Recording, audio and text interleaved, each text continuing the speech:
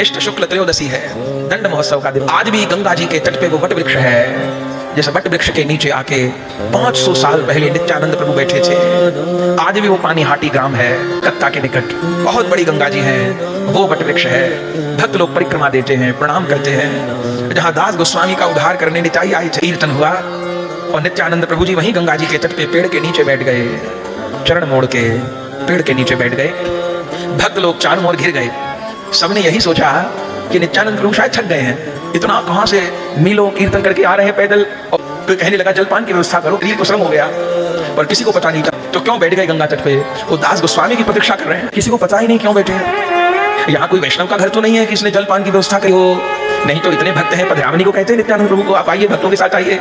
पर यहाँ तो निर्जन है, किसी का घर भी नहीं है, नित्यानंद क्यों बैठे हैं यहाँ? तो सब भक्त लोग भी वहीं बैठ गए। थोड़ी देर बाद सबको पता चला क्यों बैठे हैं, क्यों बैठे हैं। जब दूर से कोई प्रेम में विह्वल, कोई विरह में व्याकुल रघुनाथ आते दिखाई दिए। दूर पैदल कैसे आ रहे थे? जैसे दंडवती परिक्रमा होती है ना, ऐसे दंडवत करते देर इसीलिए लग गई थी, पैदल नहीं आ रहे थे। नित्यानंद प्रभु तो सब जानते हैं, पर जब दूर से किसी को पृथ्वी पर पड़े देखा, हा गौर कह के, वैष्णवों से कहा, अरे वो कौन है? जानते सब हैं, पर प्रकाशित करना है ना, वो कौन है? भक्तों ने कहा, नित्यानंद प्रभु जी, वो तो यहाँ के राजा गोवर्धन दास का पुत्र है, इकलौता पुत्र है, रघुनाथ दास। 2 बार महाप्रभु का दर्शन हो चुका है शांतिपुर में। रो रो के कहता था, मुझे रख लीजिए, गौरदास बना लीजिए। महाप्रभु स्वीकार नहीं किए हैं।